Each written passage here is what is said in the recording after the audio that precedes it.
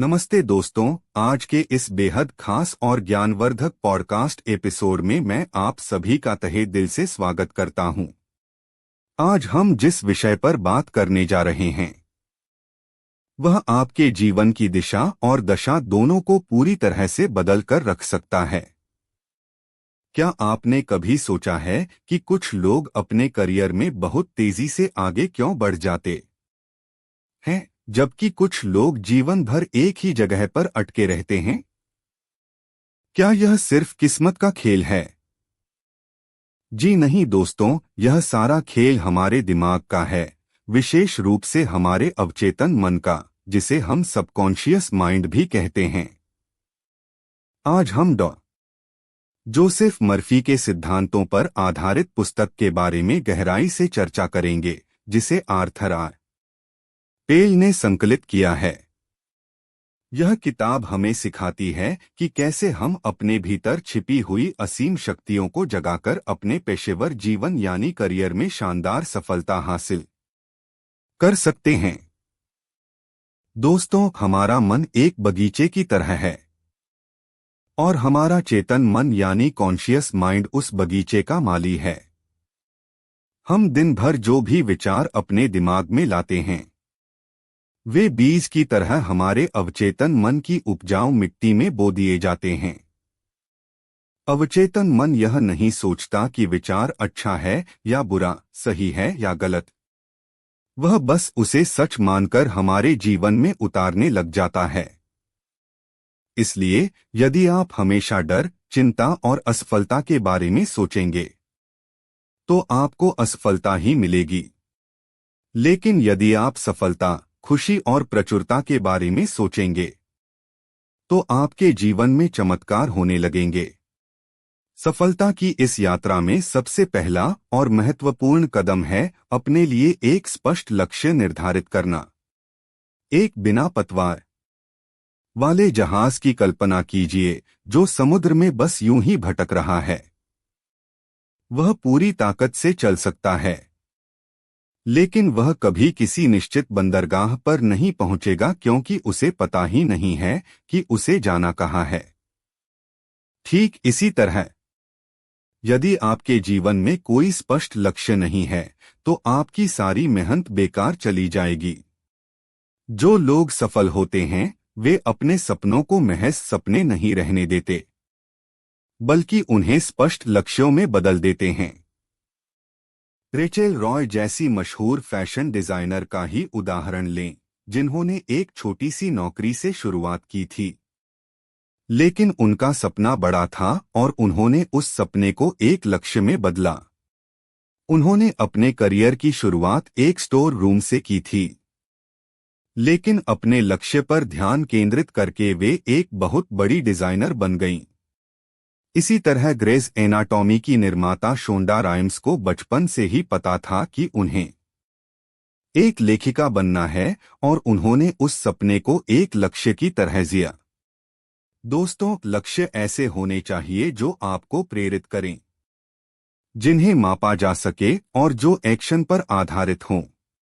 जब आप अपने लक्ष्यों को लिखते हैं और उन्हें रोज देखते हैं तो आपका अवचेतन मन उन्हें पूरा करने के तरीके खोजने लगता है।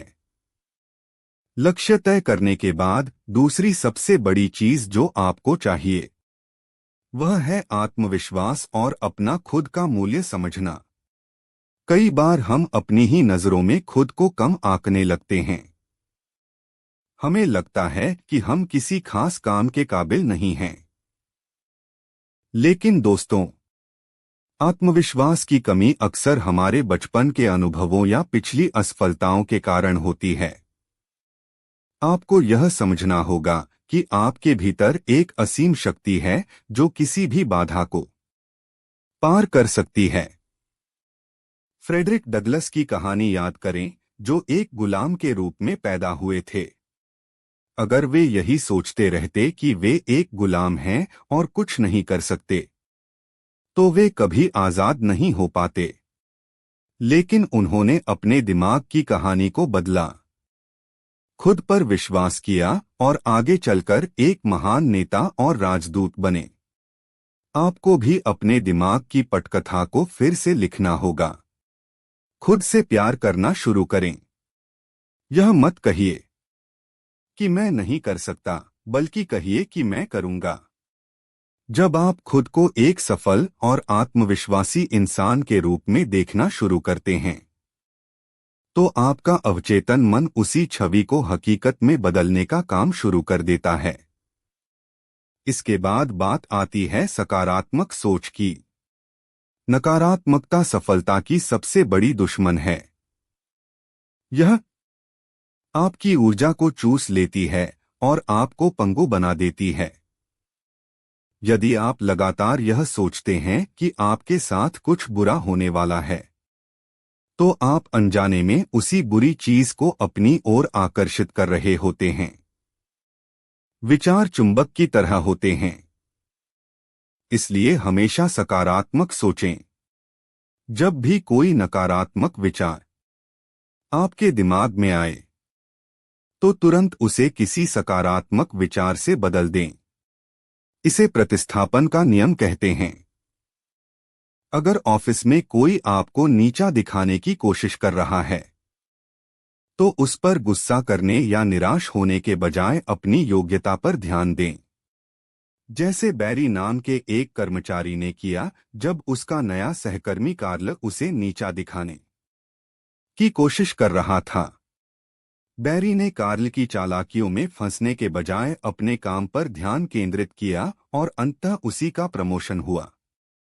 एरियाना हफिंगटन का उदाहरण लें, जिन्होंने कैम्ब्रिज यूनिवर्सिटी में पढ़ने का सपना देखा था, जबकि उनके पिता को यह एक मजाक लगा था।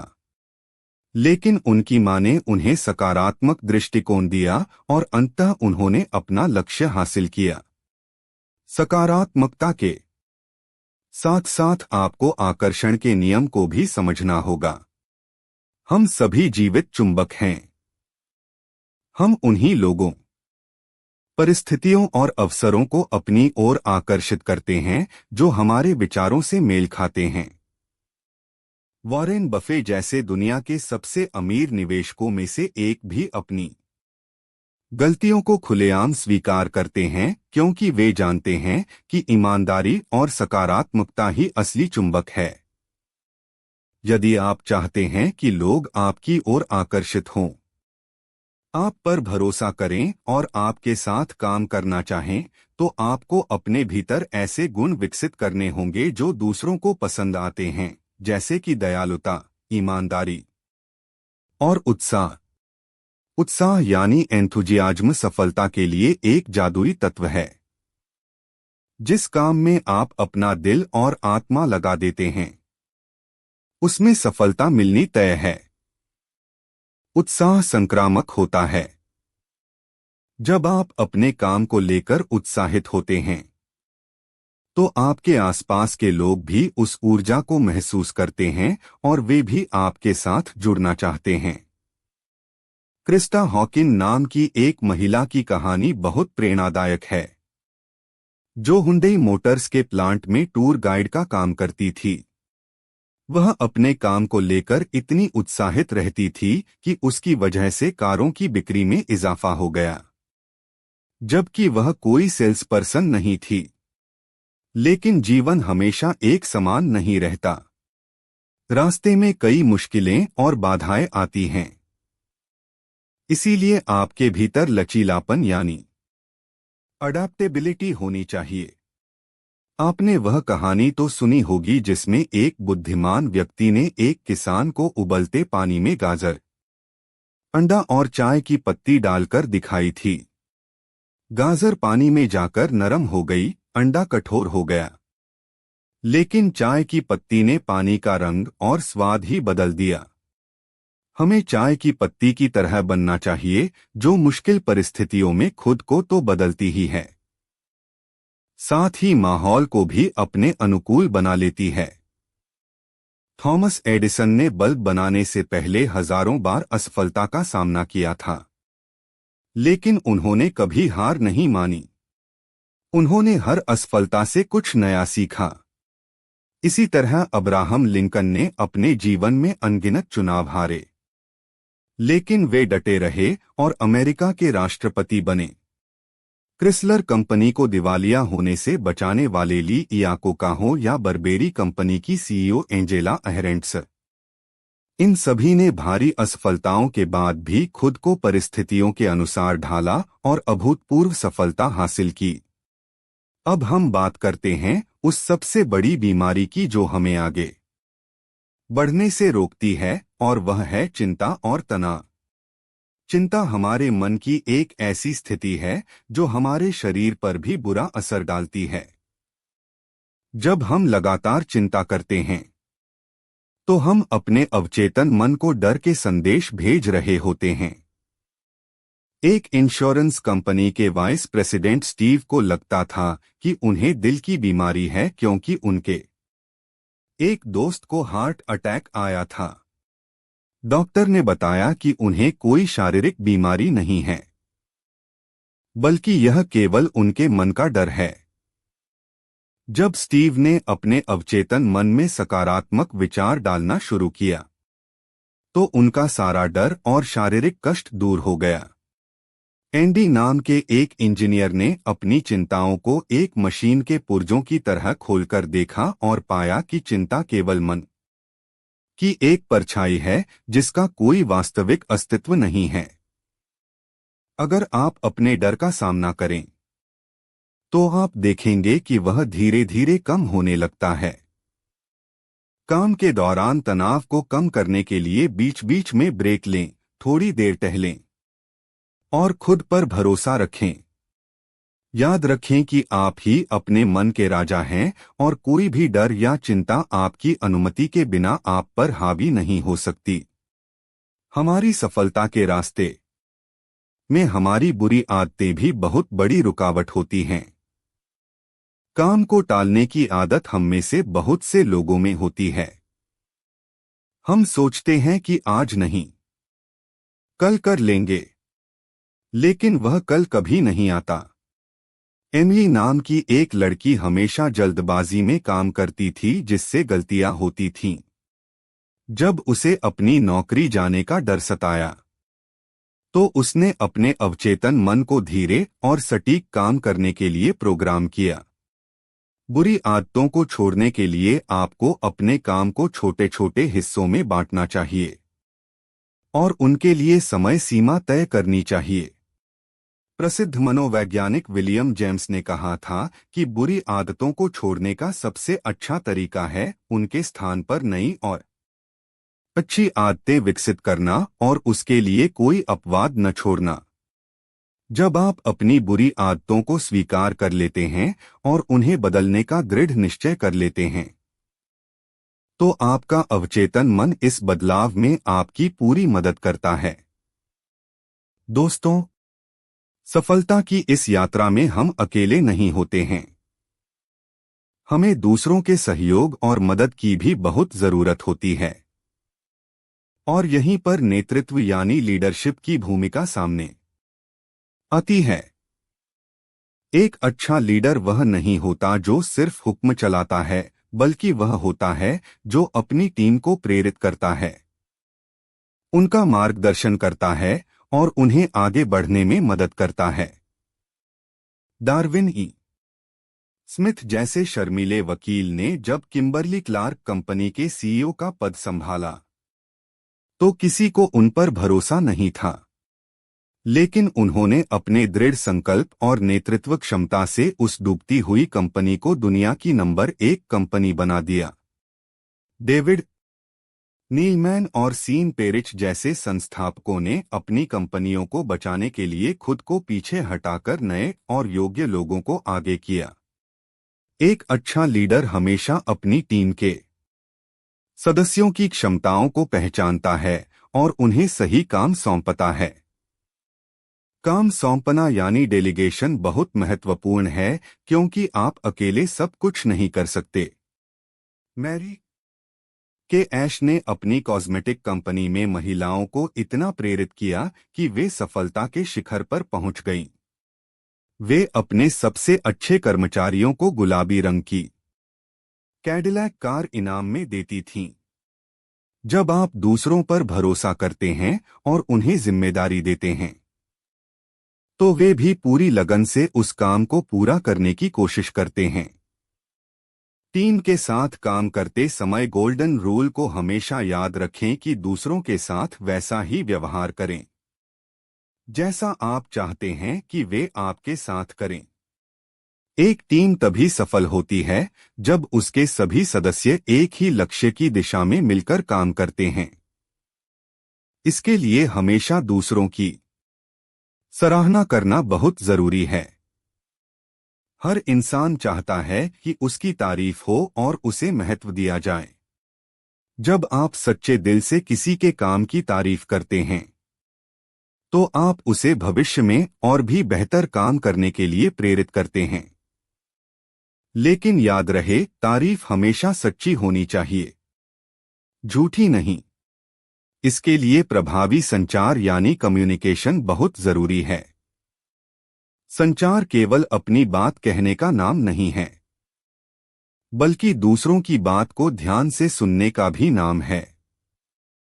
एग्नेस गुंड जब म्यूजियम ऑफ मॉडर्न आर्ट की अध्यक्ष थीं, तो उन्हें एहसास हुआ कि उन्हें निर्माण विशेषज्ञों की बात ध्यान से सुननी होगी, तभी वह बड़ा प्रोजेक्ट सफल हो पाएगा। जब कोई आपसे बात कर रहा हो, तो उसकी आंखों में देखें, रुचि दिखाएं और बीच में न टोकें। एक अच्छा श्रोता बनना एक अच्छे वक्ता बनने से भी ज्यादा जरूरी है। इसके अलावा आपको लोगों की बॉडी लैंग्वेज को भी समझना आना चाहिए, क्योंकि कई बार लोग जो कहते हैं, उनके शरीर के हाव भाव उससे बिल्कुल अलग होते हैं। कार्यस्थल पर आपको कई तरह के लोगों का सामना करना पड़ता है। कुछ लोग बहुत ही मुश्किल स्वभाव के होते हैं, जो हमेशा शिकायत करते रहते हैं या नकारात्मक बातें करते हैं। ऐसे लोगों से निपटने का सबसे अच्छा तरीका यह है कि आप उनकी नकारात्मकता को अपने ऊपर हावी न होने दें। बुराई का जवाब भलाई से दें। एक महिला जो अपनी बॉस से बहुत परेशान थी, उसने अपने अवचेतन मन में अपनी बॉस के लिए प्यार और शांति के विचार भेजना शुरू किया। कुछ ही हफ्तों में चमत्कार हुआ और दोनों बहुत अच्छी दोस्त बन गईं। इसी तरह हवाई के एक वेटर ली ने एक बहुत ही चिड़चिड़े और कंजूस करोड़पति ग्राहक के साथ इतनी भलाई और शांति से व्यवहार किया कि अंत में उस करोड़पति ने खुश होकर उसे $500 का टिप दिया। यह है अवचेतन मन और सकारात्मक ऊर्जा की सच्ची ताकत। अगर आप किसी को अपनी बात मनवाना चाहते हैं, तो बहस करने से बचें। इसके बजाय सुकरात की विधि का उपयोग करें, जिसमें आप सवाल पूछकर सामने वाले को सोचने पर मजबूर करते हैं। उन्हें यह महसूस कराएं कि वह विचार उन्हीं का है। ट्रेवल स्मिथ कंपनी की नताली कार्सन ने अपने सीईओ को काले रंग की ट्रेवल ड्रेस बेचने के लिए राजी किया, क्योंकि उसने ग्राहकों की असली जरूरत को समझा था।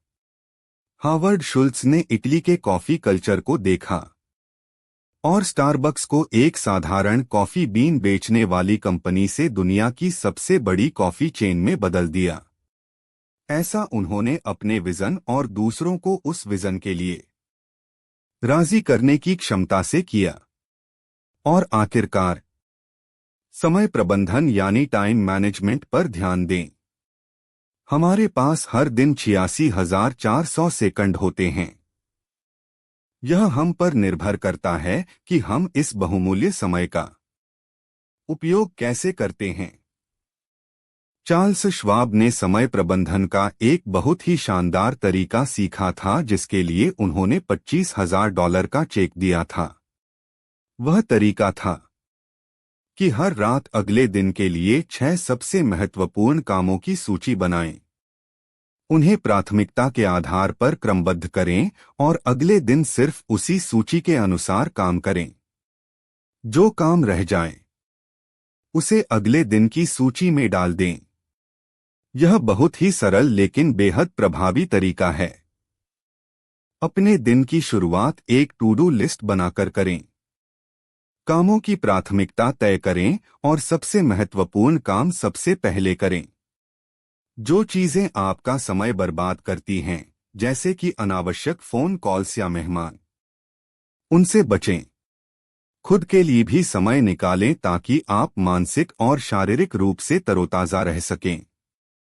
जेफ वेनस्टीन नामक एक सफल रेस्टोरेंट मालिक ने पाया कि जब उसने सुबह अपने लिए समय निकालना शुरू किया तो उसका पूरा दिन ज्यादा ऊर्जावान और उत्पादक बन गया।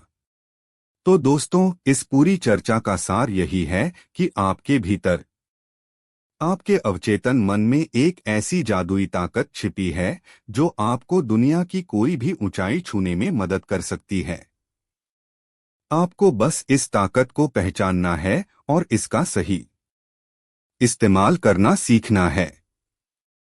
अपनी सोच को सकारात्मक रखें, खुद पर अटूट विश्वास रखें, अपने लक्ष्यों के प्रति समर्पित रहें और दूसरों के साथ प्रेम और सम्मान का व्यवहार करें। जब आप इन सिद्धांतों को अपने जीवन में उतार लेंगे तो आप देखेंगे कि सफलता, सुख, शांति और समृद्धि अपने आप आपकी ओर खिंची चली आ रही हैं। कभी भी हार न मानें, क्योंकि हर असफलता केवल एक सबक है जो आपको अगले प्रयास में और भी बेहतर करने का मौका देती है। अपने सपनों को बड़ा रखें और उन पर काम करने का साहस जुटाएं। आप अपने भाग्य के निर्माता खुद हैं। आपके विचार ही आपकी दुनिया का निर्माण करते हैं। अगर आप एक कोने में बैठकर सोचते रहेंगे कि आपकी किस्मत खराब है तो किस्मत खराब ही रहेगी।